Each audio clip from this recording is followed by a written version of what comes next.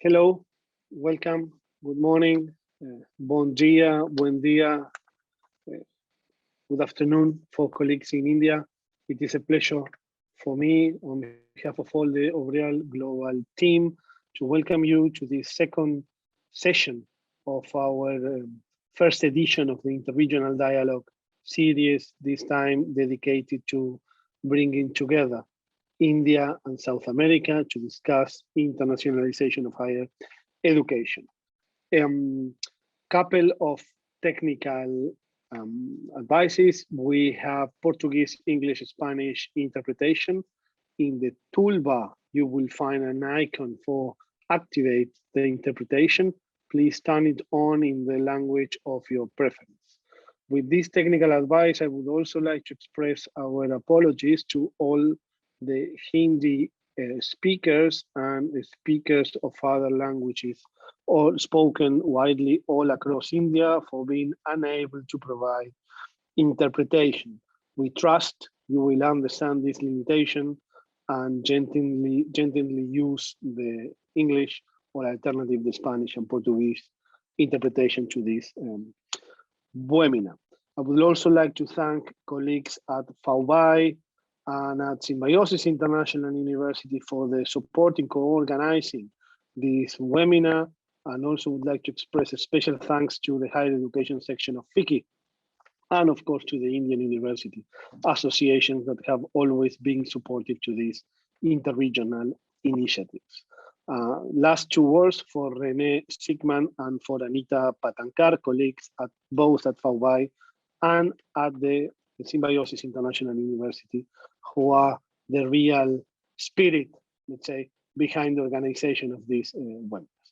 With this introduction, thanking once again my colleague and chair of the Indian chapter of Obrial Global, Dr. Vidya, I leave this webinar into her hands that are going to be probably leading to an interesting discussion. Dr. Vidya, the floor is all yours. Thank you once again. Welcome, everybody.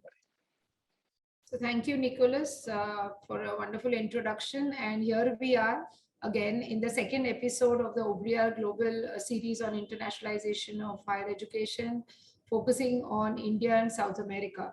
This webinar will be focused on internationalization and strategies and challenges between Indian and South American universities and what they face in the process of internationalization and what strategies should be developed in internationalization to bring Indian and South American institutions much closer than what they are today. We all are aware about the cultural ties that India and South America have had since the past. I wouldn't say not very strong academic ties, but certainly cultural ties, where our renowned poet and thinker Rabindranath Tagore visited South America in specifically Argentina for a period of almost 3 months in 1924-25 and wrote some of his wonderful poems. Similarly, the Latin American writer and thinker who was very, very close to India, Octavia Paz, was also the Mexican ambassador to India, has written a lot on India and on Indian culture. And therefore, culturally, it's not just these poets and thinkers that really brought these two continents together, but more importantly, people who are culturally similar. And through Obriar Global, what I've seen over the past many months that we've all been not really meeting physically, but more virtually, you see that culturally we are so very close to each other. And I'm so glad that through the Obriar Global India chapter, we've been able to initiate this interregional dialogue between India and South America. We also have the presence of FICCI, the Federation of Indian Chamber for Commerce and Industries, the higher education wing that I chair.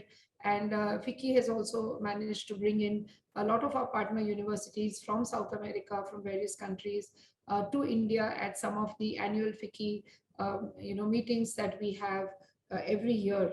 Yeah. Today, while we are going to discuss internationalization, we have two very eminent personalities who are going to speak. One, of course, is Dr. Marcio Barbosa, who's the president of FAUBAI.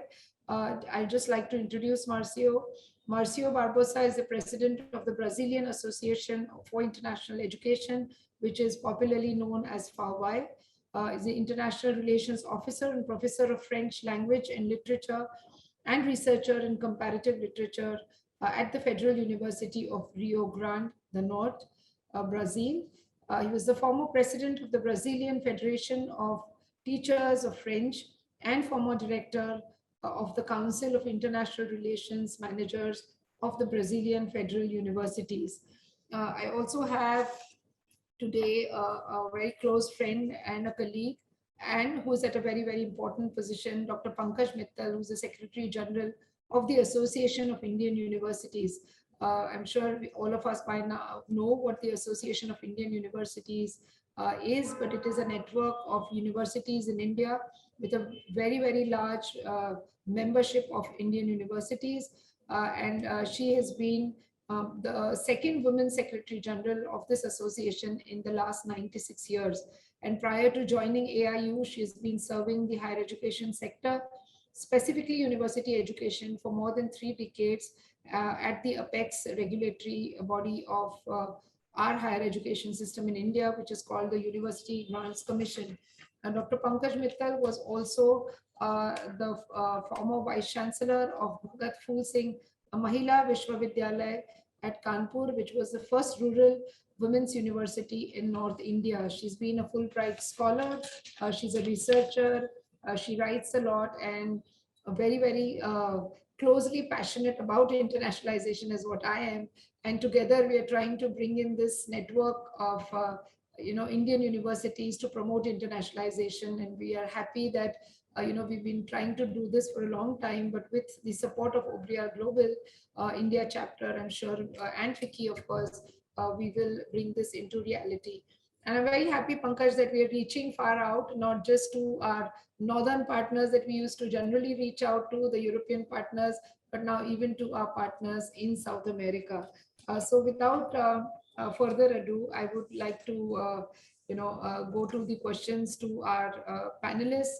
I'll be asking some common questions and some very specific direct questions. So my common question to both of you, maybe, ladies first, or we'll request Dr. Pankaj to answer this. How does India-South America cooperation play out in the present priorities of internationalization in the two regions? If Dr. Pankaj, you could highlight on this. And maybe I would also like to, request you to also speak a little bit about internationalization in the context of the new national education policy that was launched, and how South American universities will see some kind of closeness or collaboration with Indian universities as a fallout of the NEP, and how institutions from South America can improve their links with Indian universities. So if you can take this first question, Dr. Pankaj.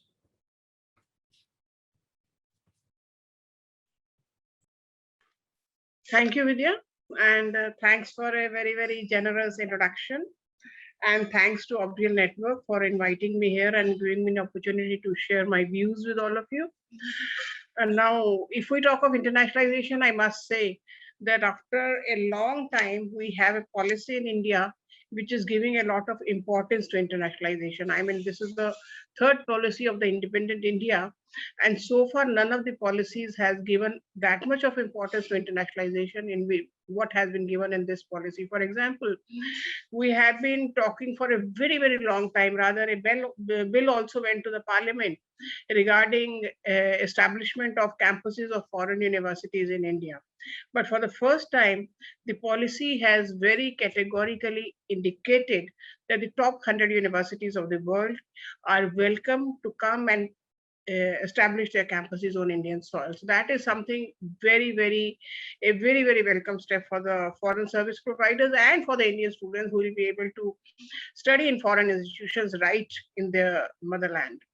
Second thing, again, we were talking for a long time about the joint degrees, about the dual degrees, and this was not coming through, and Indian universities are not allowed to give joint degrees with the foreign universities. But again, the policy says that yes, Indian universities can collaborate with foreign universities and give joint degrees. Similarly, there are many more like transfer of credits from Indian university to foreign university and vice versa. There's a very innovative scheme called Academic Bank of Credit. If time permits, I'll speak about it later.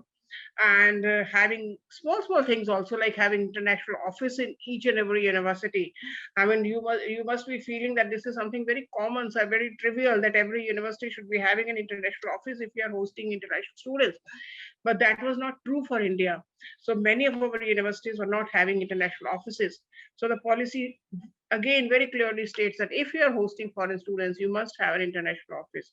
Similarly, Indian universities can go and set up their campuses abroad and then showcase the Indian knowledge system, the traditional knowledge which the India boasts of, to the foreign nations also. So these are some of the some of the recommendations of the national education policy, which promote internationalization in a big way. And I'm sure if the policy is implemented in letter and spirit, the internationalization will improve a great lot. Now, coming to India and South America, I was trying to see some data, especially with regard to the number of students who are coming from South America to India and the number of students who are going from India to South America.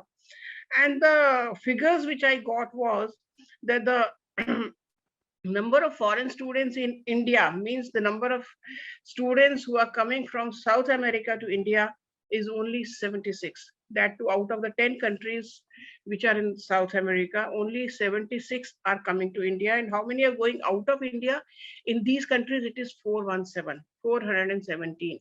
And out of that 417 also, one country is boasting of Venezuela, about 229. So that means the exchange of students between India and South America is not much, and it has to be promoted in a great deal. Dr. Marcio is from Brazil. So I thought I'll also share some data of the Brazil, it is totally reverse. If we talk of Brazilian students in India, it is 21. And if we talk of Indian students in Brazil, it is only 4.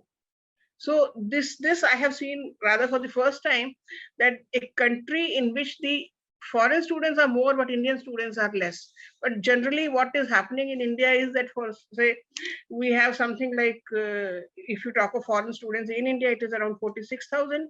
But if we talk of students who are going outside India for studying in foreign universities, it is something like 1 million, more than 1.1 million. So 1.1 million compared to 46,000 is our outflow and inflow of students. Brazil, it was a totally reverse situation. So I thought I should just bring it to the notice if Dr. Marcio wants to say, comment on this. So I think I'll end here right now, and more later when more questions are asked. Yeah, thank you, Dr. Mittal. I think this is a very, very important point. I mean, I'm surprised to even see this data. I haven't come across this data. In spite of Brazil being so popular in India, it's because of football, of course, and I'm surprised that why young students would not want to go, and therefore I think, Dr. Marcio, your role and specifically the role of POWBI is now more important. But a question to you is that when we talk about India-South America cooperation, why is India so relevant to South American institutions? I mean, can you highlight a few points on why India should be relevant to South American universities, and what is it that they seek when they look at collaboration with Indian universities? Thank you, Dr. Vidya. É prazer para mim estar aqui com vocês, conhecer a doutora Vidya, a doutora Pankaj. It's a pleasure for me to see Dr. Pankaj. Thank you for participating in this proposal. As a matter of fact, we are working in 2 regions that are quite highly populated and with an exchange of students that is insignificant, we should say, considering the amount of population in Brazil as well as in India, and also considering the amount of South American students that come and go. This happens mainly because our regions do not know one another so well. As a matter of fact, Brazil can be well known in India because of football, and we know India because of yoga, because of its religious practices, because of gastronomy as well. India has great acceptance within the Brazilian culture. And what has been proven so far, because of our cultural products, The most popular ones in Brazil are the TV soap operas. And we had this series or soap opera based on the culture of India, and it was very well accepted by all the Brazilian population. But this is not enough for our two countries to actually get to know one another. From the point of view of in the governmental area, we know that all countries in South America have this very important commercial relation. It's just a question of looking at the information we have in the Indian side, the Indian embassy in Brazil, with quite an intense relation and activities. But unfortunately, they do not address the educational part strong enough. That's why both plans or educational plans in South America and in India are not so well known from one another. In order to intensify, therefore, this cooperation, we need to start there, working here, getting to know better one another. India would have a very specific role right now of strengthening the South-South relations. South America is very much concerned right now because of these relations, and it is important for all of us to improve our regional features on the one hand, but at the same time, not only trying to find the mirror, the reflection that we see in the North. Of course, that the North is a great cooperator, but the South needs to have a different answer. We are facing new problems. We are facing serious problems from an environmental point of view, from a health point of view, and many other problems. And both India and South America were able to provide scientifically valid responses to those problems, responses based on our own realities. So that's the most important part, I think. We need to get to know better, both South America and India, to get to know one another much better, so that these exchanges, mainly in the educational sphere, in the scientific sphere, can intensify, can get better, and can show to the rest of the world what our regions have in order to provide creative and innovative responses to identify our current problems. Yeah, thank you, Dr. Marcio. I think you have well pointed out again the cultural aspect of, of the presence of Indian culture. And I was quite surprised to know that some of your TV soap operas are based on Indian culture, which also means that the culture must be similar. I wasn't really aware, because many of us, and specifically women, are fond of the TV opera shows that we watch in the evenings, which are more family-based family dramas. And if that's so in Brazil, then it's a pleasant surprise. But I think we also need to look beyond the culture. And as you very, very rightly said, that the Indian embassy or even the Brazilian embassy in any part of the world should play a major role in promoting education. They do promote trade and business, but generally education is not looked at. And this is exactly what we are trying to push through FICCI, through AIU, stating that it's not just the Ministry of Education in our country, but really the Ministry of External Affairs, which has these Indian embassies across, has to play a major role in promoting education, so as to bring in the younger generation, the youth of both these countries together. And there is so much in common and so much of excitement among the younger generation. When you talk about yoga and food, that is something that will attract obviously Brazilians to India. But let me tell you that Brazilian food is not even heard in India, and therefore I think you all need to work on that a little bit more. But I think it's for us as university administrators and the networks that once we see collaborations between universities, there will be a nice flow of the younger generation across the borders.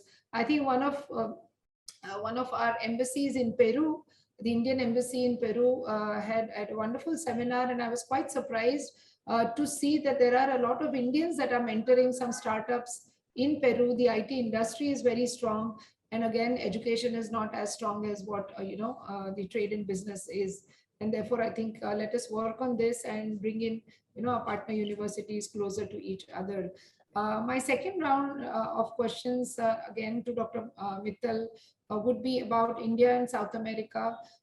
do not have a really historic and systematic cooperation. I would say they do have a historic cooperation, but not a very systematic relationship or a cooperation with each other.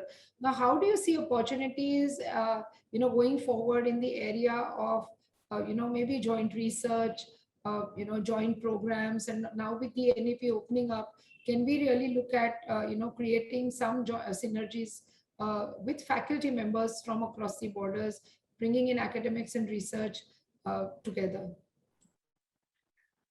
But the opportunities are very many.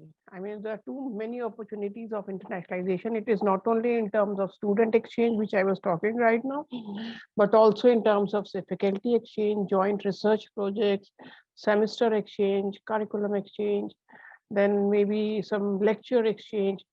So many opportunities are there, but one is that we need to tell Indian universities about the university in South America, and then the universities in South America about Indian universities, in the sense that what is good in our universities, to which universities they should be approaching for collaboration, what would be the areas for collaboration. So here I would also talk about the AIU portal on collaboration. See, what happens generally is whenever we go to foreign universities, we see that they are struggling to find out that for a particular subject area, which university in India they should collaborate with. Because overall, they know world ranking, they know the NIRF, which is a Indian ranking, National Institute of Ranking Framework, which is a Indian ranking of our universities. They know about the accreditation rating, which is A grade university, B grade university, C grade university. But when it comes to a specific subject area, for example, if a university wants to, say, collaborate in nanosciences or quantum physics or any field for that matter, even economics or whatever field.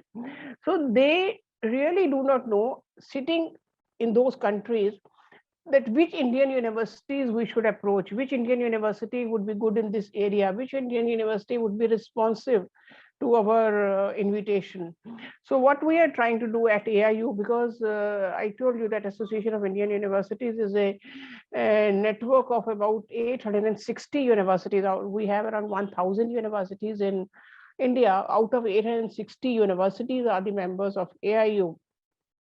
So we are telling our universities that if you want to go in for internationalization, and if you have some of these, say, facilities, departments, or some centers which are really good, and where you think that you can partner with the foreign universities, those centers or facilities or departments, you please enter into AIU collaboration portal. That means in the AIU collaboration portal, every university is having a page in the portal. So that university will indicate that these are my 5 best departments, and in those 5 departments, this is the faculty, this is the research work, these are the publications, these are the patents, these are the facilities. So everything about that department, which tells about the quality of the department, which will be indicated there. Then if a foreign university wants to collaborate with any Indian university, and if they go to AIU collaboration portal and say write quantum physics, down will come the list of the universities who are good in quantum physics and who want to collaborate in quantum physics with the foreign partners, along with their credentials in terms of, say, publications and patents and faculty and all those things. So then it becomes really easy. So what I feel is that such type of thing, if it happens in Brazil also, because Indian universities, it is the same problem, Brazil or maybe any of the South American countries. So in India, in Indian universities also same issue is there, because if they want to collaborate, they don't know whom to talk to, which university to talk to for which particular subject area. If this type of a portal is developed by South American universities, it can promote internationalization between the two nations in a very big way, because then it will sort of, it will give a value added information to our universities.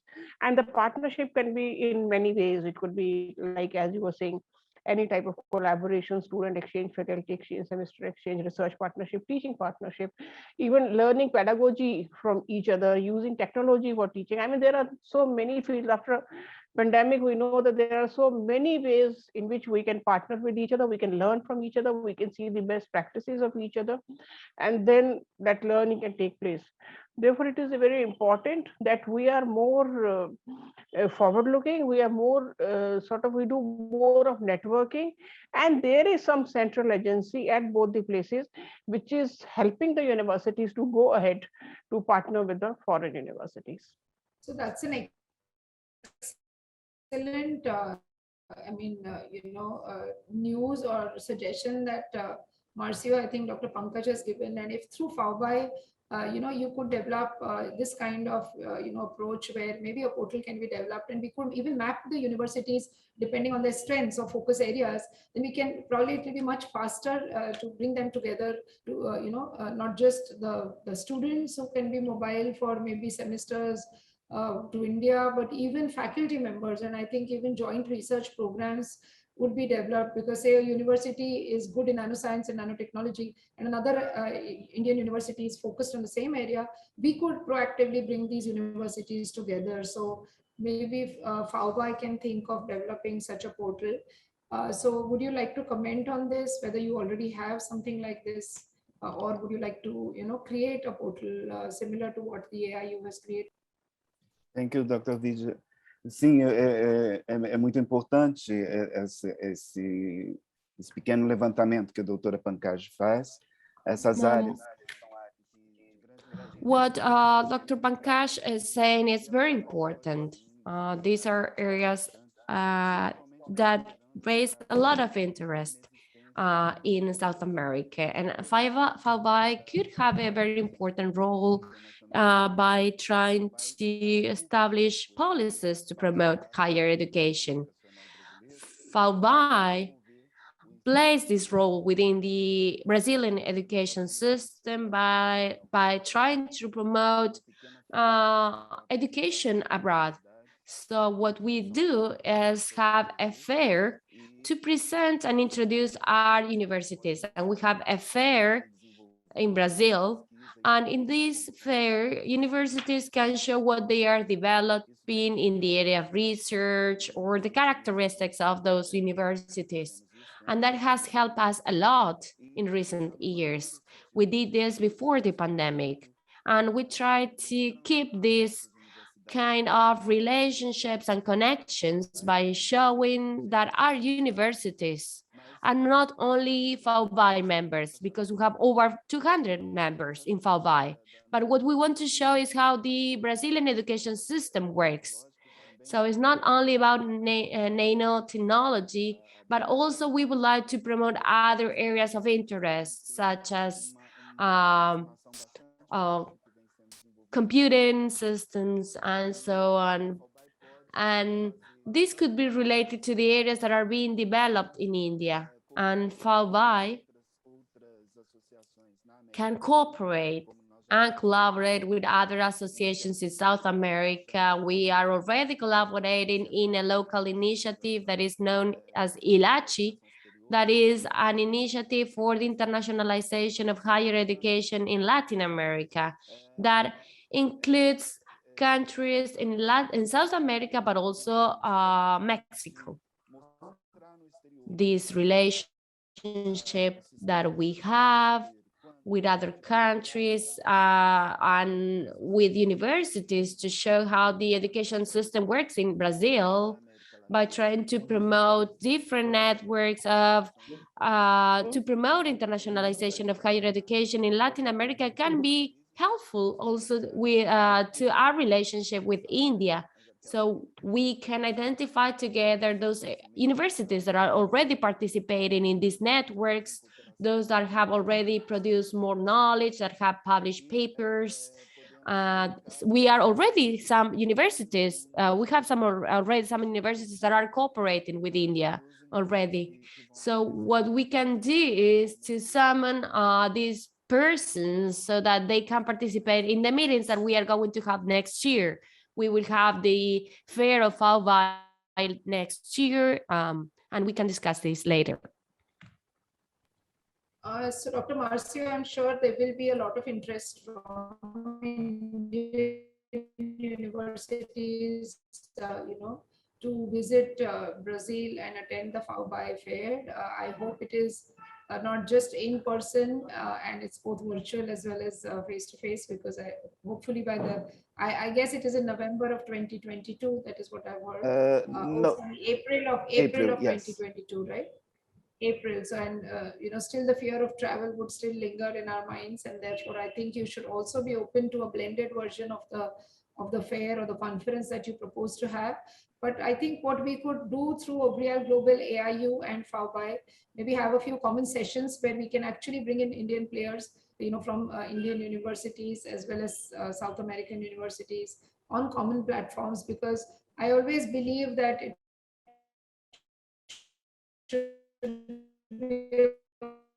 bottoms-up approach where faculty members get strengthened than just vice chancellors talking to each other. So we should probably invite more faculty members also to participate in such educational seminars. Coming back to Dr. Pankaj Mittal, when we talk about such collaborations, Dr. Pankaj, I think that the new education policy has brought in the ABC, the Academic Bank of Credits, and to our foreign partners in South America who are in the audience, you could tell us how ABC will also facilitate and act as a catalyst towards internationalization. And, I think if we talk of the most innovative concept of national education policy,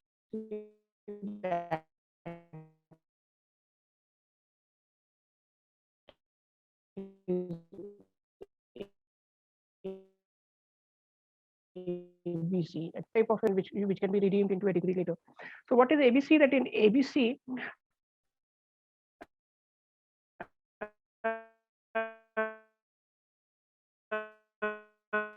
ABC Academic Bank of Credit, you will be depositing the credits. So that means the student will be opening an account in the Academic Bank of Credit, and the student will be gathering the credits by doing courses in various universities. So from University A, he has done some 2-3 courses of whatever number of credits and the grades.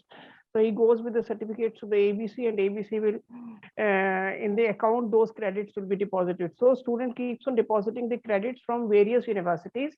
It could be in the face-to-face mode, it could be in the online mode, any mode is permissible in ABC.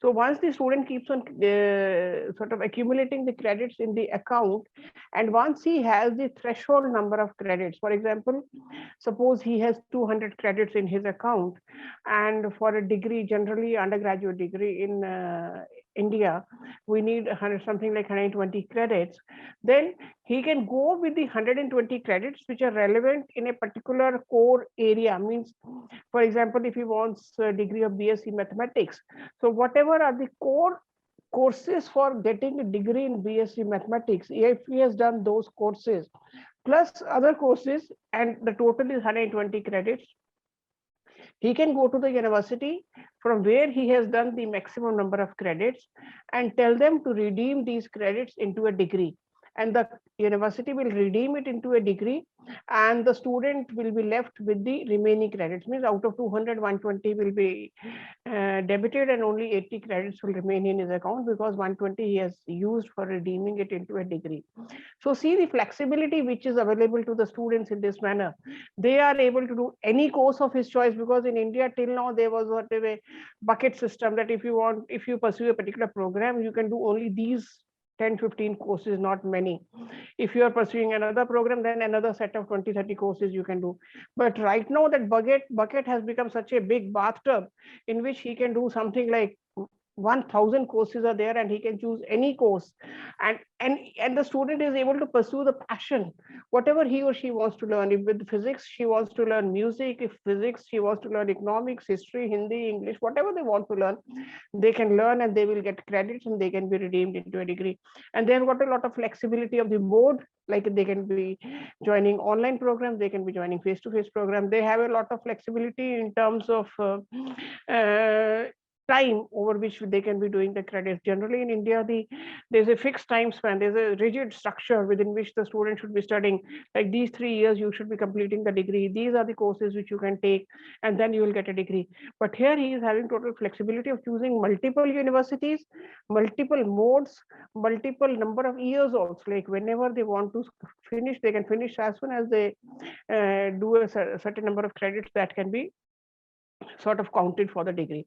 So now this will be very, very interesting, because right now, if a student is doing foreign university credits, they are not counted into Indian degrees, and Indian degree credits are not counted in the foreign university. There are, of course, some foreign universities who are counting the Indian credits, provided there is an MOU between the two universities. But in India, it was very rare that they count the credits. But now it will become very, very open, and the students will be free to join any university, not only for a full program, but also for a course, only one course, two course, three courses they can do from a particular university or from multiple universities in foreign also. So that is going to open up the Indian higher education space open. I mean, it will be open to a very, very big extent, and any student will be having the opportunity to study in any university to pursue quality education. Because sometimes some university is very good in a particular subject area, and other universities are very good in certain particular subject area. So student doesn't have to deprive himself or herself that if I join a particular university, only one thing I can study, because something else is good in some other university. So he can join 2, 3, 4 multiple universities. So this time, I think this type of innovative approach has been sort of floated for the first time in India, and the national education policy is promoting it in a big way. And I'm sure this will contribute a lot in the internationalization of higher education in India. So actually, for the audience, the national education policy will bring in a sea change in the whole Indian higher education scenario, and a very, very forward-looking progressive policy, which again promotes internationalization, as Dr. Mittal very rightly said. And we are all very excited about this academic bank of credit, and more than us, actually, students are excited. And internationalization will find its true path, because if the bank even accepts for some credits from foreign universities, that will be something that anyway students were looking forward to. So Dr. Marcio, can you highlight some of these policy changes that maybe your government has brought in, or which or has brought in either as a new policy, or some of the old policies that really facilitate internationalization or facilitate student or faculty mobility, so that our Indian audience also knows of what the Brazilian higher education system is? Sim. No Brasil, nós não temos sistema unificado de créditos para todas as... In Brazil, we don't have a consistent or unified system of credits for all universities. In South America, in general, each country has its own system. But in the case of Brazil, we don't have a unified system, but in addition, each institution has freedom to establish its own credit system. Through international cooperation, what we try to do is to establish or to reach bilateral agreements to promote the recognition of credits in a balanced way. For students, we have experience in how to establish some estimates, for example, to establish the credit comparison with universities in Europe. And what we have is a system that has not to do with the time load of the course. If the student approves the course, they just receive the credits. All the cooperation agreements that we have are based in that bilateral agreements that we have between the different institutions. We don't have a unified system of credits, as I said before. I don't know if that could be feasible or easy to do in the case of Brazil, because we have a lot of diversity. But we could do this through a cooperation agreement. with India, as the agreements that we have with other countries. We already have these agreements with European universities and institutions. So we could establish a specific estimation to establish or to recognize credits and to see the comparison of courses, because we don't have a credit system here. Students are free to take the courses that they want to choose that are important for their training. And in general terms, they do not have many issues. In some areas, there are some issues for regarding the recognition of credits, for example, in medicine or in law. But in general terms, there are not many serious issues. But for us, it's very good to see experiences in this regard in order to think about this. We have discussed the first experience. We had the first experience some years ago in the Mercosur, that is the market of the South Cone. We decided to have a system for the Mercosur, but the system was interrupted after that. I was not successful. But we thought at that time of establishing a regional system of credits. But that system could have many issues because of the way we work, because it's very difficult to reach agreements sometimes. And another practice or another tradition that we have in Brazil and in other countries that promotes our twofold degrees or double degrees. That's a harder path for institutions, because each institution needs to assess the content of the other university, or because it's important to determine the contents of a course of the other university in order to know whether that course will contribute to the training of a student. So what we do is to allow students to include some credits from courses that they took in other universities that are members. So if they are members of the same association. So sometimes what we have is students that have double degrees from both educational or institutions. We can do that. We do this in Brazil at the undergraduate, and PhD levels.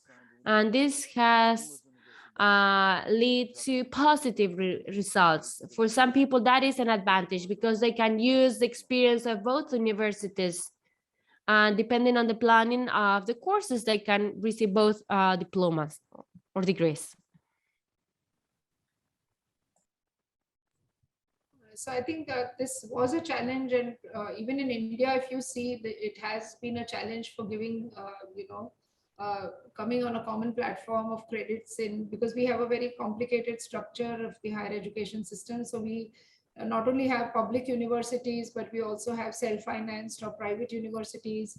Many of them are institutions of national importance, and so therefore a very complex higher education system. But with the new education policy, I think we will have a kind of a level playing field, and each university is trying to progress, trying to excel through a very through accreditation or through the ranking framework that has been established in India.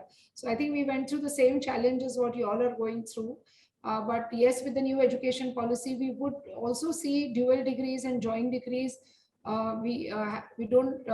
I mean, we haven't really spoken about joint and dual degrees within Indian universities, but certainly with foreign universities, and therefore, the credit system and the credit mapping has to be done a little more seriously than now when we look at joint and dual degrees than ever before.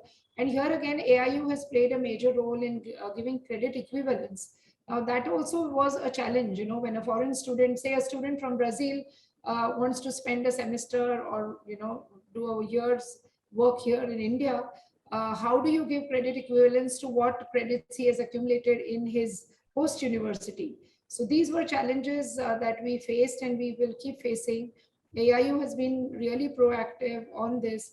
And with this new academic bank of credit and the lead role that Dr. Pankaj Mittal herself has taken in the ABC, I think we will see a little more seamless integration of the credits within Indian universities or from Indian universities and foreign universities when they come together. Now let us focus a little bit on research and joint research. I mean, can we look at common areas? See, because this is a challenge for Indian universities where there is not much of funding available for research within the university structure, specifically a university like ours, when it is a self-financed institution, the income comes out of, the funds come really from tuition fees of students. So the primary objective of the university becomes teaching, generating employability, and of course, focusing on research. But funding is a challenge here for Indian universities. Now with the new education policy, we will see the National Research Foundation that will be funding research across both public as well as private universities. And therefore, we will see a little impetus to the research that is happening presently because funding was a challenge. Industries do offer funding, but not as much as what we expect. We would have been happier if the Indian industry supported research in universities.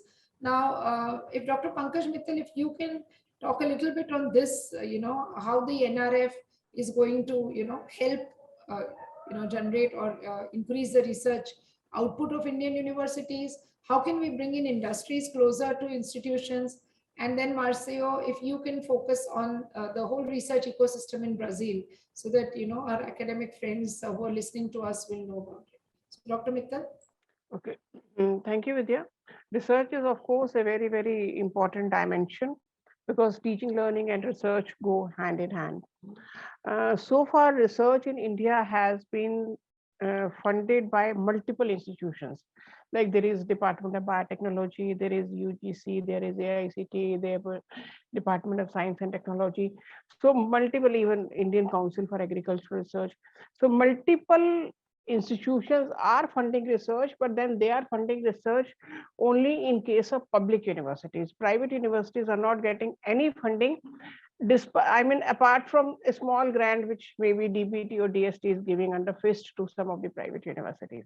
So largely private universities have to fend for themselves in spite of the fact that they are doing very good work. So when this policy was framed, it was felt that research is not getting the impetus which it should have got. And in terms of expenditure on research, if you count in terms of percentage of GDP which is spent on research, in India it is only 0.69%. So less than 1% of GDP is spent on research, whereas in other countries it goes till 5%.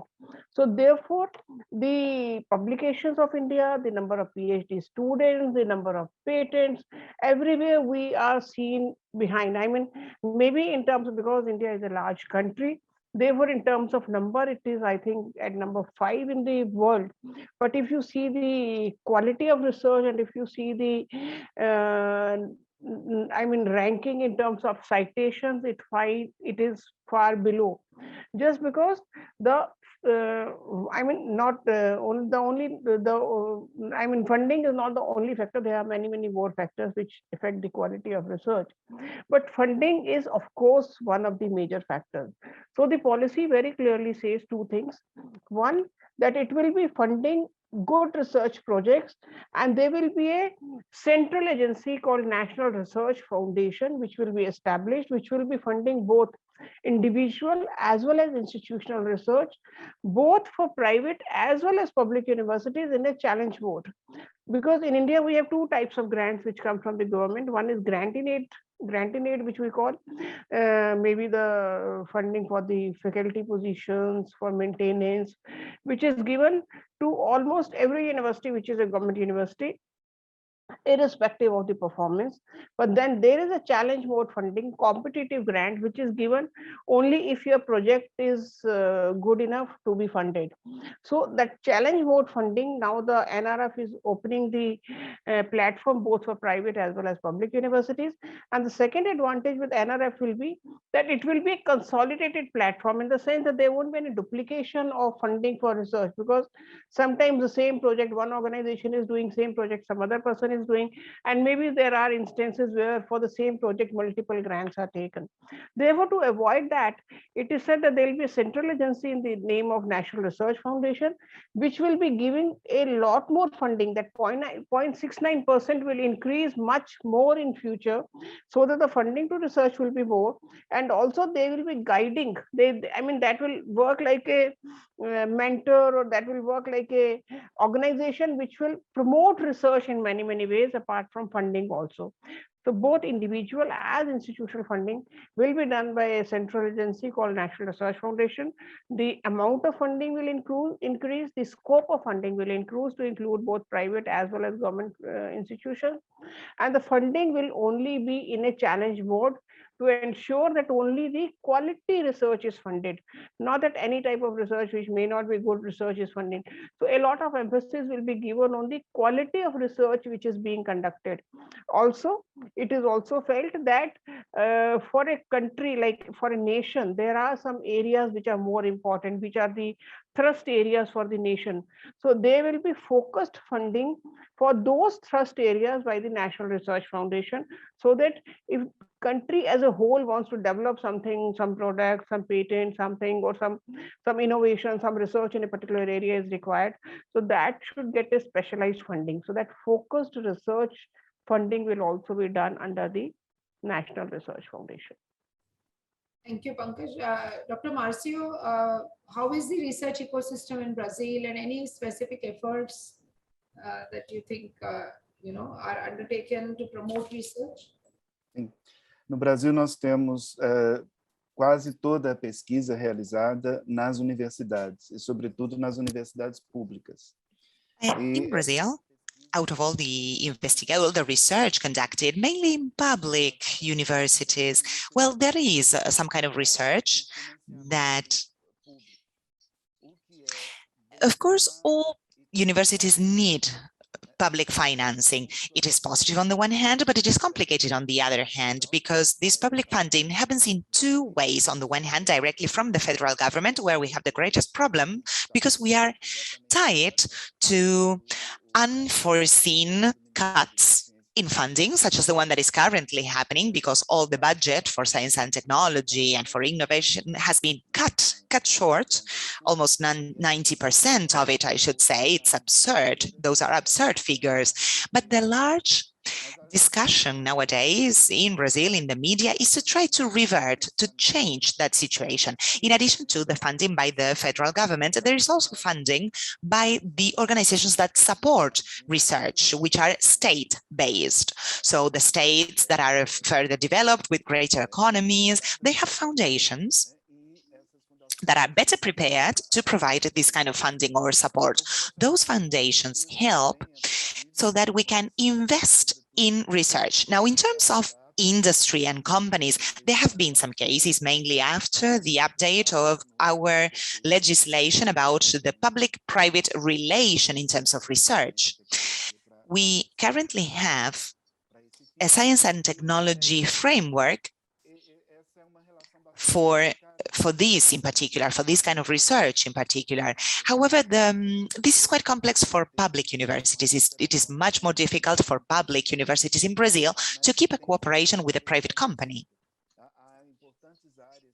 But it has been increasingly better, more possible. There are important areas that have been financed, historically in Brazil, by state companies. For example, the area of oil, petroleum, that has been financed historically, not so much now, but it has been historically financed by the company called Petrobras. However, we are having a political movement in the country that we don't like, because everything that is related to companies, public companies, or financing by the federal government, it currently has this kind of sour taste. That is to say, the government, Brazil is suffering a lot from this. In the last meeting that we had, Dr. Renato Ribeiro talked about it as well in our previous session. So despite all of this, Brazilian science has been able to develop itself quite a lot, I should say.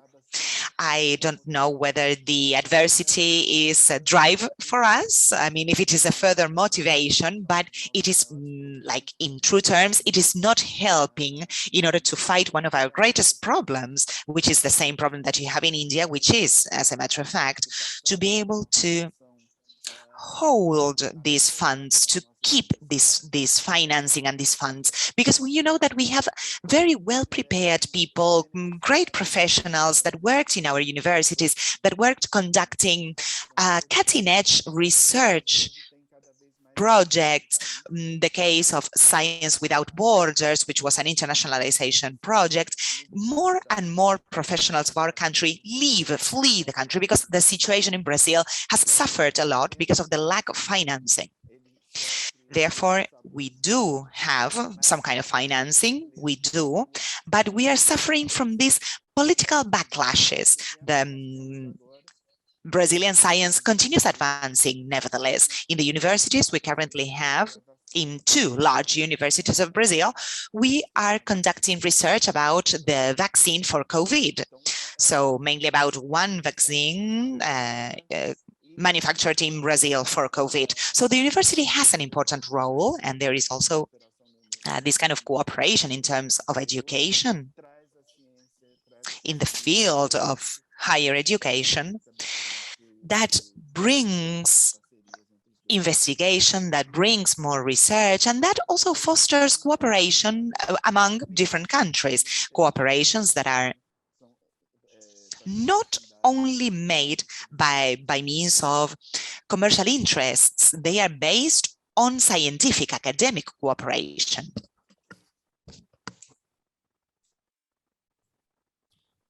Yes, Dr. Marcia, I think you very rightly said that sometimes, adversities kind of help people or organizations to perform better. And so maybe, these kind of adversities may be bringing out the best amongst the Brazilian universities. Coming back to Dr. Pankaj, honestly speaking, South America isn't on the radar of Indian universities when we talk about collaborations. And I think we always look at North. It's primarily Europe, US, and of course the other countries. But we've never really looked at South America. Now, can we really look at doing something which is, something more concrete, more strategic? Or do you really think that, there is a need for more political and economic push to bring in universities together? Yes, if political will is there, everything can happen. So I think if we really want that the the universities from South America and India should be collaborating more, and there should be more networking between them, we need to take a lot of focused approach. Focused approach in the sense like, for example, Association of Indian Universities signed an MOU with NUS, which is an association of Mexican universities. And as a result of that, 2 MOUs between the Mexican universities and Indian universities took place. Similarly, AIU has signed an MOU with UUKI, that is Universities of UK International, just to ensure that the UK universities, if they want to collaborate, or Indian universities, if they want to collaborate with UK universities, then we can be working as a bridge between the 2 universities. So, of course, I mean, after we signed the MOU, this COVID thing happened, and in UUKI, we could not have much collaboration so far. But now I think it will pick up. So, in my opinion, we need to have a targeted approach, a focused approach, so that the universities in South America and universities in India, they're able to know each other. There can be sort of maybe fairs, or there can be exhibitions, or maybe if like in NAFSA, if both the countries go, it can be there. In Dubai Expo, if the universities from these countries go, it can happen. But we have to especially create opportunities for these universities to be together at a common platform. If we keep on believing that it will happen on its own, or our Indian universities will search for the Brazilian universities or any university in South America, or maybe their universities will search our universities, I think it will be a little bit of far-fetched dream. We need to have something planned, something focused for the collaborations between these two countries initially. And initially, I mean, initially, if we focus and get some relationships developed, then slowly it will follow up, and more relations can be there. But in the beginning, a focused approach would be required. I couldn't agree more, Dr. Pankaj, that we need opportunities for universities to come together on a common platform. And I think OBR Global is trying to do that. We can see an opportunity coming up. And I did speak about Dubai Expo before you joined, Dr. Pankaj, where we could have a South America, India roundtable discussion, and FICCI is taking a lead. So I hope my FICCI colleagues who are here in the audience would be listening to this, and I will also take it up as a chair. There is a question from Paulo Speller, who says that, can you identify Indian and Brazilian universities that were involved in the early contracts by the BRICS initiative? Can we really revive or recuperate these contracts? Apparently, IIT Bombay is the lead India institute for the BRICS network of universities. So, would anybody like to comment on this? Eu posso falar alguma coisa? A experiência do BRICS no setor educacional foi bastante importante durante muito tempo. The experience of BRICS was very important for a very long time for the Brazilian government. We tried to reach some agreements in the area of education, but we were not able to implement them.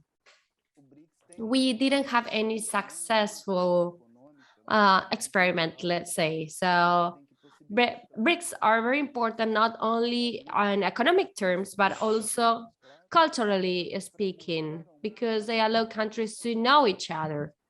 And also they show a different way of cooperation between countries. And this cooperation was not possible in the area of education. Cooperation could not continue because of the changes in government in Brazil and in your country. So it would be good to retrieve or to recover that cooperation between our countries. And Brazil could include all countries in South America, but we should think about how to transmit or communicate our culture, because that helps others understand our cultures. Because in South America, we have 5 countries that are culturally diverse, and it's necessary for cultures to know each other, to be able to deal with each other, so our students feel safe in the exchanges that may occur. I think that in order to understand the low mobility figures that we have right now, we need to understand that there is a lack of knowledge of each other's culture. So in our cooperation priorities, apart from including all the scientific and technological aspect, we should also include social and cultural aspects. We need to understand the cultures of the different countries. Human sciences and humanities have a role to play in order to promote the connection or the communication between the two cultures. Vidya, I may add. Yeah, sure. That in the beginning, I told that only 3 Indian students are in Brazil and 21 Brazilian students are in India. So the focused approach I was talking about, I think BRICS and that universities which were involved in BRICS, that can be a very apt point of starting. So from there, if we start and then have a focused approach, I mean, those universities from Brazil who were involved and those universities in India, if whosoever were involved, I'm not knowing the full list of the universities, but they can work as a starting point. They can have some collaboration, and then we can be promoting that collaboration. From AIU, we can be promoting that collaboration in sense that we can be telling the other universities who are our members that these are the Indian universities who collaborate with the Brazilian universities in these areas. So if you feel that you also have a similar requirement, you can approach many more such Brazilian universities or same universities.